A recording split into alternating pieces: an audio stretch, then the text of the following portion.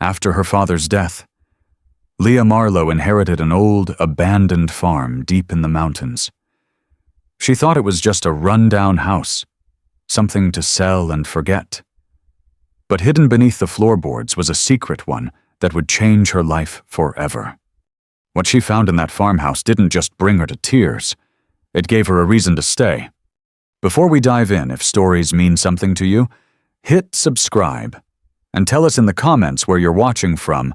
We love seeing how far these stories travel. The snow had been falling since morning, not gently, but with purpose. A quiet, unrelenting blanket that swallowed the road and pressed against the windshield like memory. Leah Marlowe hadn't spoken a word in hours. Her old Subaru hummed beneath her as she drove farther into the white hills of Cedar Valley, toward a past she thought she'd left behind for good. She didn't cry at her father's funeral, not because she didn't feel anything, but because she didn't know what to feel. He'd spent the last years of his life alone on that run-down farm, writing letters he never sent, holding on to silence like it was the only thing left to give. Now, it was hers. The land, the house, the debts, all of it. A stranger had left her an inheritance, and that stranger happened to be her blood. She told herself this was temporary. Just sign the papers, meet the lawyer, and be back in the city by Friday. But the farther she drove from the familiar, the more the silence began to hum. Something was waiting in that snow-covered farmhouse. By the time the Welcome to Cedar Valley sign emerged from the white, she knew this trip wasn't about closure. It was about something else entirely. The sky was beginning to bruise with dusk when Leah finally saw the farmhouse. It stood at the edge of a frozen meadow, surrounded by fences that leaned like old men and trees stripped bare by winter. The roof sagged slightly, and the chimney was quiet, as if it had forgotten what smoke smelled like.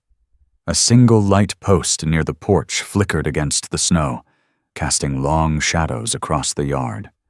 Leah pulled the car up beside the gate and turned off the engine. The silence that followed was enormous. For a long moment, she didn't move, just sat there, watching her breath fog the glass. Her fingers hesitated on the door handle. This was her father's home. A man she hadn't seen in 6 years. A man who, after her mother died, had chosen solitude over family, chosen this decaying farm over her. She stepped out anyway. The cold hit her like a slap. Not cruel, just honest. The kind of cold that doesn't pretend to be anything but what it is. The porch groaned under her boots as she climbed the steps. The key the lawyer sent hung heavy in her coat pocket. She held it for a moment, feeling its chill through her gloves, then slid it into the lock. It turned stiffly, as though protesting. The door creaked open. The air inside was still and dry. Dust hung in sunbeams like suspended breath. A wood stove sat cold and open in the far corner. The walls were paneled in old pine, their knots and cracks like scars. Everything smelled of thyme cedar, ash, and something faintly sweet, like dried apples and old paper. She stepped in. It was quieter inside than out. The kind of quiet that lives in places left alone too long. Her boots echoed on the floorboards as she wandered through the living room, brushing past furniture covered in yellowing sheets. A clock above the hearth had stopped at 2:17. She wondered if that had been the exact moment her father passed. She found the kitchen just as he'd left it, a kettle still on the stove. A calendar from 2 years ago hung crooked on the wall, the pages stuck together. There was a note beside it, barely legible. Check the well pump, freezes early. His handwriting. Her chest tightened. There was no welcome here, no warmth. But it didn't feel cruel. It felt like the house itself was waiting for her to acknowledge its presence, waiting for her to decide if she would stay. She lit a fire. It took longer than she remembered kindling. Paper, patience, But eventually, flames took hold and grew. She sat in front of it, wrapped in a scratchy blanket, watching the light dance across the wooden walls. Slowly, the cold began to lift. That night, she tried to sleep upstairs in what must have once been her father's bedroom, but the mattress was stiff, and the wind howled against the windows.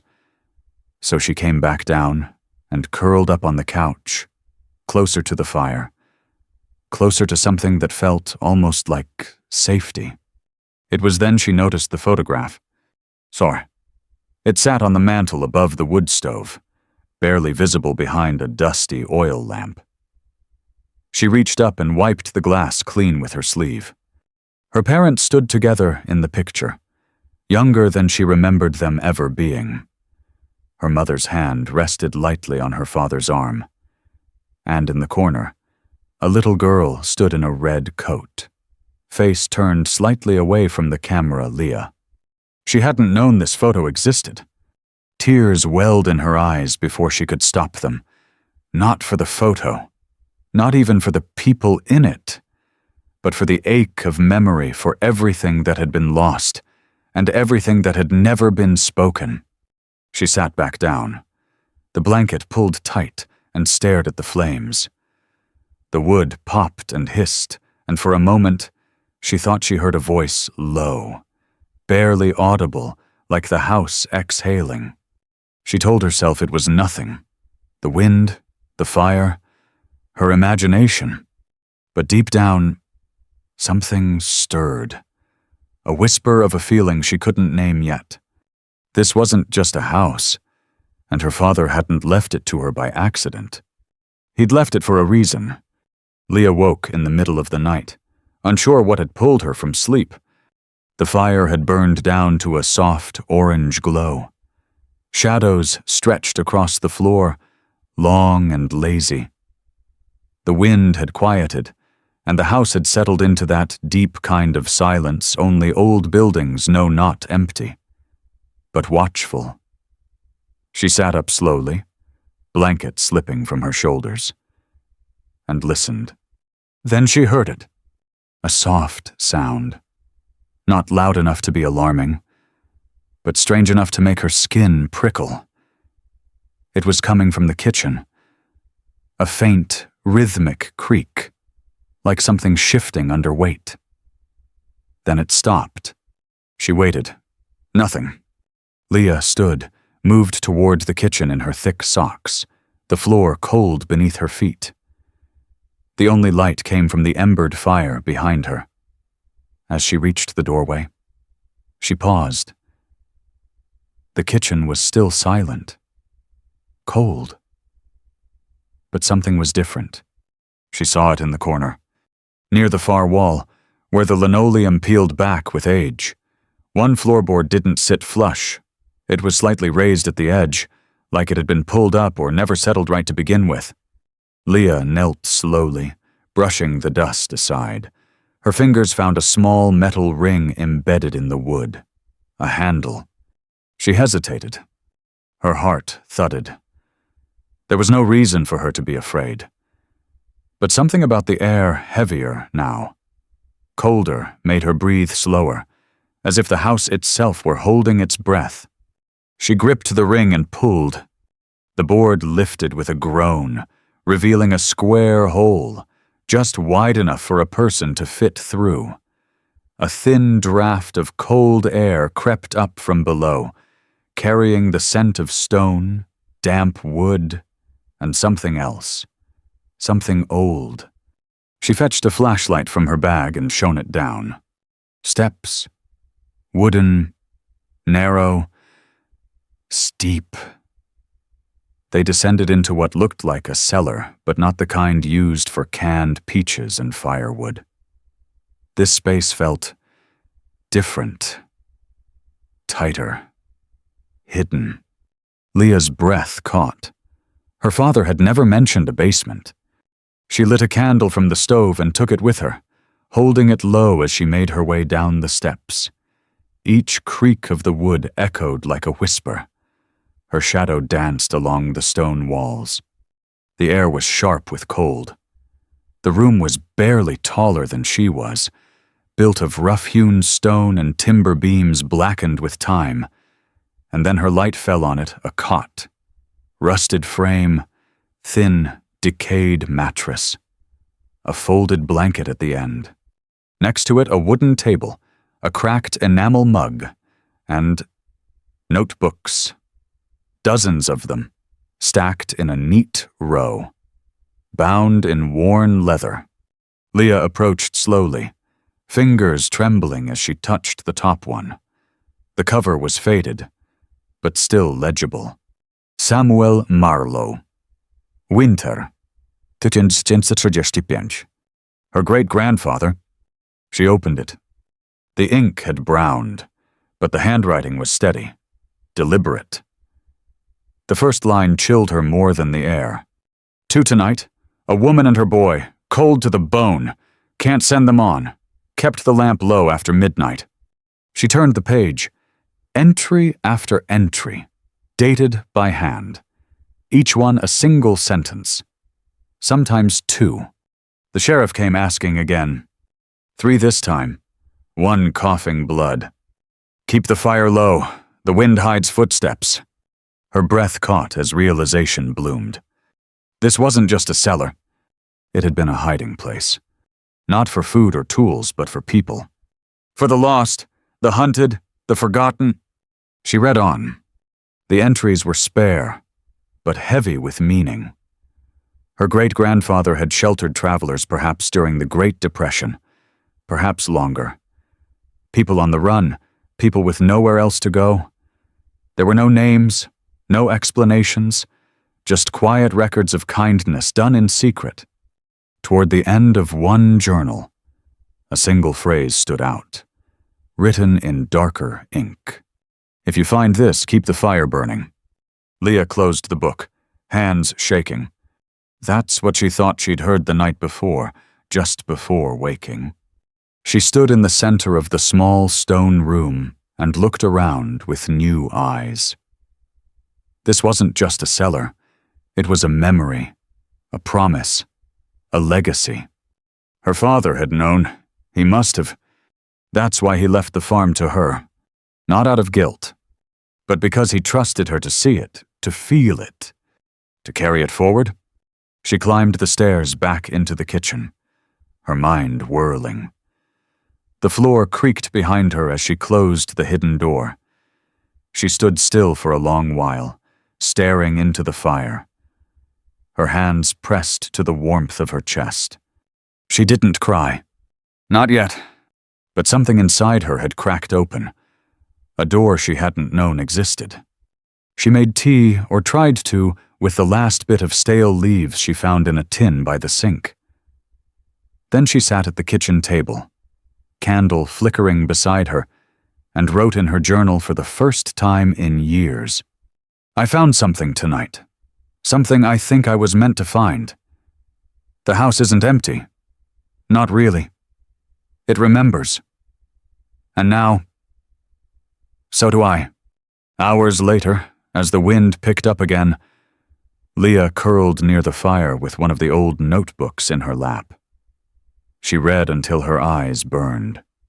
The names were never written, the stories never explained, but in those silent entries in the ink and ash and breath of stone, she felt a warmth she hadn't felt in years.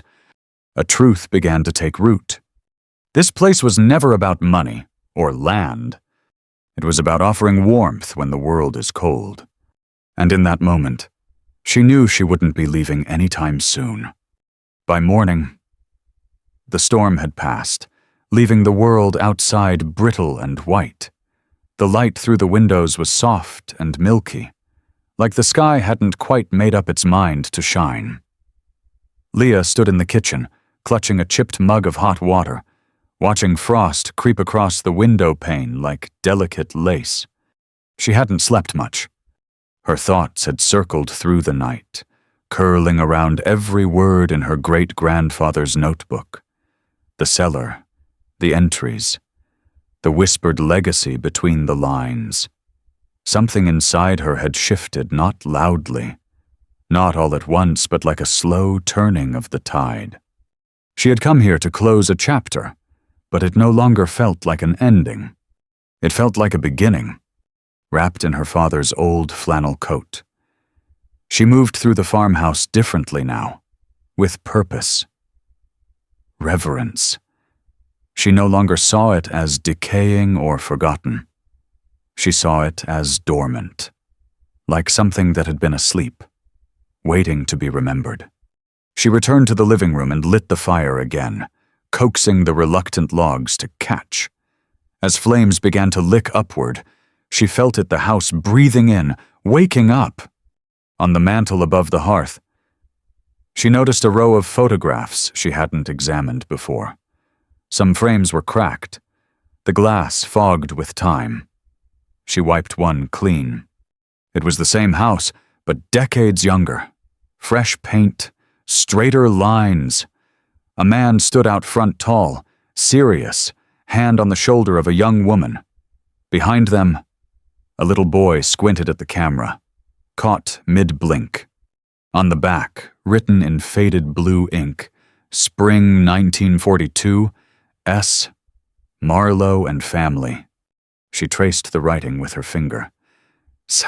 Marlowe? Samuel? Her great-grandfather. He had built this place, not just the walls, but the purpose it once held. And now, somehow, that purpose had landed in her lap, gentle and impossibly heavy. She wandered through the rest of the house with new eyes. In the upstairs bedroom, she found more letters bundled neatly with ribbon, tucked in the bottom drawer of a writing desk. Most were addressed to someone named Ruth. The handwriting was elegant, looping, patient. Inside were small things, recipes, herbal remedies, notes about keeping the fire going through hard winters, instructions for poultices and fever teas. But beneath the simplicity, something deeper stirred. These letters weren't just domestic. They were instructions, guidance. These women, Ruth, Anna, Margaret, had carried the weight of care for generations. They had kept people alive, body and soul, and passed down the knowledge in ink and instinct. And now, Leah. She sat on the edge of the bed, letters in her lap, overcome with a sensation she couldn't name. Not pride, not fear, something quieter. Belonging. She had spent so many years feeling unanchored. After her mother passed, she and her father had drifted first into silence, then into complete estrangement. He chose the farm. She chose forgetting. And yet he had left it all to her. Not just the house, the responsibilities, the story, the secret. It hadn't been an accident. It had been trust. Later that afternoon, she walked to the edge of the property. The snow was knee-deep, and her breath clouded the air in bursts. She followed the old fence line until she reached the barn. The doors stuck at first, but gave with a heave, revealing a treasure trove of forgotten tools, rusted hinges, and dust-covered lanterns. It smelled like hay and memory. She stood there in the quiet and felt something ease inside her, like the house, the land. The bones of this place were recognizing her, accepting her presence. She wasn't just Leah Marlowe, daughter of a distant man who disappeared into wood and smoke. She was the keeper now. Of what? Of fire, of refuge, of everything this house once meant. And though she had no blueprint for what came next, no grand plan, she knew with sudden clarity. She couldn't sell it. Not now, not ever. This place had saved people once, and maybe it could save her too. 2 days after the storm lifted, Leah walked into Cedar Valley for the first time. The town was barely more than a cluster of buildings, a weathered church, a post office the size of a garage, and a general store with a sagging porch and a sign that hung crooked in the wind. The streets were quiet, dusted with snow and lined with pickup trucks that looked like they hadn't moved in a week. She stepped into the store, bell chiming softly overhead. The warmth and the smell hit her at once. Wood smoke, oranges, kerosene, and old paper. Behind the counter, a man with a silver beard and eyes the color of slate looked up from a ledger. "You made it through the storm," he said, voice slow, measured. "I did," Leah replied, brushing snow from her coat. "The house held." He studied her for a moment, then gave a small nod. "You're Joseph's girl." She blinked. No one had called her that in years. "I'm Leah," she said quietly. "Leah Marlowe." Another nod, as if this confirmed something he already knew. He reached under the counter and pulled out a paper sack. "Bag of nails. On the house. You'll need 'em." She took the bag slowly, unsure how to respond. As she turned to leave, he called after her. "If you head past the mill road, you'll find Miss Agatha. Tell her you're Joseph's girl. She'll help." Leah thanked him and stepped back into the cold. That afternoon, she was clearing the fence line behind the house when she noticed a figure approaching through the snow. An elderly woman, wrapped in a long blue coat, walking slowly with a cane. Her stride was steady, her gaze sharp. "You must be Leah Marlowe," the woman called before Leah could speak. "I heard you were back." "I suppose I am," Leah said, breath clouding in front of her. "And you must be Agatha." "Most folks just call me Aggie," she said with a smile. "Your father and I, well, we argued about pie crust for 30 years. He swore by butter. I swore by lard. Never did settle that one." Leah laughed, the sound surprising even herself. Aggie's smile faded gently as she looked toward the farmhouse. "Good to see it lived in again. That house has a soul, you know, but it needs hands to keep it warm." "I'm trying," Leah said honestly. Aggie nodded. "You'll need Jan. He's rough around the edges, but no one knows how to fix up a place like he does." She pulled a folded slip of paper from her coat pocket. "Call him. Tell him Aggie sent you." The next morning, just after sunrise, a battered red pickup truck rolled up the long drive. A tall man climbed out, beard streaked with gray, tool belt slung over one shoulder. He walked the porch like it was a living thing, running a hand along the railing, tapping the beams, testing the steps. "It's bad," he said finally, "but not hopeless." Leah crossed her arms, standing beside him. "Story of my life." He gave a dry chuckle. "We'll start with the roof. That's where the cold gets in." They struck a quiet arrangement. Jan would come twice a week. Leah would help when she could. She would learn by doing how to measure, cut, hammer, seal. The first time she used a circular saw, she nearly dropped it from the vibration. By the end of the week, she was cutting boards like she'd done it for years. Her palms blistered, then calloused. The house began to shift. Not dramatically, but it held itself straighter. The wind no longer whistled through the walls. The fire burned longer. The windows thawed just a little more each morning. And Leah, she changed too.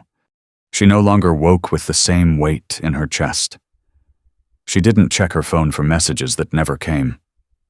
She started writing again, not out of obligation, but because something inside her needed to speak.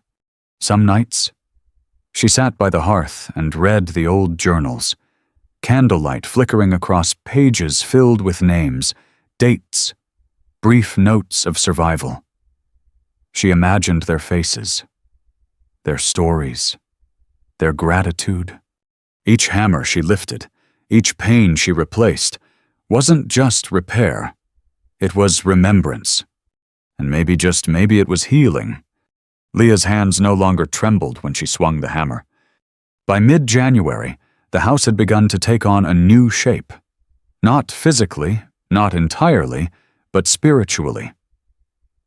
The porch stood straighter. The fire burned cleaner. The rooms didn't feel haunted anymore. They felt inhabited. Not by ghosts, but by purpose. Leah herself had changed. She no longer looked in the mirror and saw the tired version of herself, the woman who ran from her father's silence, who buried her grief in city noise. Now she saw a face streaked with wood dust, flushed from cold air, lit by firelight and something deeper direction. Jan, the carpenter, had become less of a mystery. Gruff at first, he now shared stories as they worked, about his wife, long gone, about the barn he'd helped rebuild after the 2001 flood, about how, once upon a time, folks used to gather in places like this, warm, quiet, forgiving. "You're doing something good here," he said one evening as they repaired the kitchen door. "You might not know it yet, but you are." That same night, something happened. Leah was down in the root cellar, looking for more firewood, when her flashlight caught the edge of a trunk she hadn't noticed before, hidden behind stacked chairs and crates of old mason jars. It was locked. She hauled it upstairs, set it by the fire, and stared at it for a long while. The wood was scarred, stained. A rusted metal clasp held it shut, and a faded M was carved into the top. Marlowe. She found a screwdriver in the drawer and popped the lock with a shaky breath. Inside, wrapped in linen and layers of aged paper, were dozens of letters tied in bundles with twine. But these weren't from Samuel, her great-grandfather. They were older. The first letter she opened was dated 1887. To Ruth. "We've taken in 2 more. A mother and her son. Fever. Keep the fire going. Keep the door unlocked." They come in silence. Letter after letter. Name after name. Herbal recipes. Prayers. Stories. A woman named Ruth. Leah's great-great-grandmother had once run this home as a place of refuge, a healer, a watcher, a quiet protector of the forgotten. But one note stood apart. It was shorter, the handwriting shakier, almost frantic. "Do not let them freeze at our door. No matter what happens, keep the fire burning." Leah read the words aloud in a whisper, her voice breaking. They were almost the same words she had read in Samuel's journal, passed down like scripture. Suddenly, this wasn't just her family's secret. It was their legacy. The wind picked up outside. Snow tapped at the windows. The fire snapped, sending sparks into the chimney. But Leah sat frozen in place, the letters in her lap, the weight of generations in her chest. This house, it hadn't been a home. It had been a sanctuary. And now, it was hers to reclaim. Later that week, as another storm moved in, she painted a wooden sign and hung it by the gate. It read, "For those who believe in shelter, the fire is still burning." She didn't post it online, didn't spread the word. But somehow, the valley heard. People began to arrive. At first, just one, a teenage boy, barely 18, his jacket soaked through and no words in his mouth. Leah didn't ask questions. She gave him soup and a place to sleep. He left before sunrise, but not without leaving a note carved into a piece of scrap wood. "You saved me." Then came an old couple, stranded by the ice. A woman escaping something she wouldn't name. A family whose car broke down on their way to somewhere warmer. And every time someone knocked, Leah answered her heart steady, her hands open. But the most unexpected knock came one Thursday at dusk. The wind had been sharp all day. Leah was curled near the fire with one of Ruth's letters in hand when she heard it 3 firm raps on the door. She opened it and froze. There, on the porch, stood a woman in her 60s, hair graying at the temples, eyes too familiar. "Leah," the woman said, voice trembling. "I didn't know where else to go." It was her aunt, her mother's sister, the last relative she'd cut off after the funeral, after the silence. Leah stepped aside, no words needed. The fire behind her was already crackling. The house was warm. The past would wait. The days stretched longer. Winter softened. The icicles dripping from the eaves caught the morning light like silver bells, and smoke curled from the chimney in soft, steady spirals. Inside the farmhouse, the fire rarely went out now. Leah kept it lit through each dusk and dawn, feeding it with care, like one might tend to a sacred ritual. Her aunt stayed for 3 days. They didn't speak much at first. Words were too fragile, too full of the years between them. But something in the silence between them, in the sharing of warm meals and quiet mornings, began to mend the threads that had frayed long ago. On the second night, her aunt stood by the fire and said softly, "Your father used to sit right there, in that chair, every night. Never said much. But he watched the flame like it was speaking to him." Leah didn't respond right away. Then she whispered, "Maybe it was." Her aunt nodded, and in her eyes, Leah saw a kind of peace she hadn't known still existed in their family. When she left, she hugged Leah tightly. "Thank you for not turning me away," she said. Leah just smiled. The fire's always burning. Spring arrived with slow grace. The snow pulled back like a tide, revealing the thawed earth beneath. Shoots of green broke through frozen soil. The creek behind the house began to murmur again. Leah had cleared out the back shed by then and turned it into a gathering space, part pantry, part reading nook. People started leaving things: loaves of bread, hand-sewn quilts, mason jars of pickled beets, no notes, no names, just offerings, gratitude in quiet form. One morning, she woke to find a basket of eggs and a single slip of paper tucked beneath. "For the ones still walking, for the ones still cold, thank you for keeping the door open." She folded the note and added it to her growing collection in the journal she'd started weeks ago. At night, she'd write under candlelight. February 12th, woman with a bruised lip, didn't speak, left at dawn, left behind a scarf. March 3rd, child with no coat, gave him mine. He smiled with his eyes. March 15th, a girl asked me if this place was magic. I told her no. She didn't believe me. The house was no longer just a house. It was alive again, not because of renovations or paint or nails, but because it remembered what it was made for. And now, so did Leah. One evening, as the sky turned lavender and the trees whispered with wind, Leah stood outside on the porch, wrapped in her flannel coat. She looked out at the valley, the hills stretching wide and soft, the road winding back toward the town, toward everything she thought she'd left behind. Behind her, the windows glowed gold. Inside, the fire was dancing, casting shadows that moved like memories. Jan was fixing a loose floorboard in the back room. A young woman Leah had taken in the week before was asleep on the couch, curled like a child, face peaceful. And Leah, she was whole in a way she had never been. Not because life had become easy, it hadn't, but because she had finally stopped running.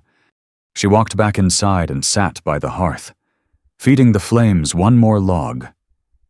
She looked at the notebooks from Samuel, at the letters from Ruth, at her own new pages slowly filling with names and dates and fragments of quiet kindness. Generations of firekeepers, not in title but in spirit. A legacy built not on wealth or name, but on the soft, stubborn refusal to let anyone go cold in the dark. She placed one hand on the stone beside her and whispered, "I get it now." The walls didn't reply, but they didn't need to. They had been listening all along. Outside, as the last light faded, snow began to fall again, slow, soft, forgiving. But this time, it didn't feel lonely. It felt like a blessing. And inside the farmhouse, the fire burned bright, a small, steady promise against the dark. Sometimes, the things we inherit aren't made of gold or property. They're made of memory, silence, and the quiet courage of those who came before us. Leah Marlowe didn't just inherit a farmhouse. She inherited a legacy of compassion, of warmth, of choosing kindness even when the world forgets. Through cracked walls and yellowed letters, she discovered what it means to truly see others, to open the door, to keep the fire burning, to make space for strangers and stories that may never be told. The lesson isn't just about history. It's about presence, about choosing to stay when it would be easier to walk away. Some homes are not meant to be sold. Some stories are not meant to end. And some lights once lit must never be allowed to go out. If this story moved you, don't forget to subscribe. More true, healing stories are on the way. And if you know someone who needs a fresh start, share this with them. Sometimes all it takes is one open door,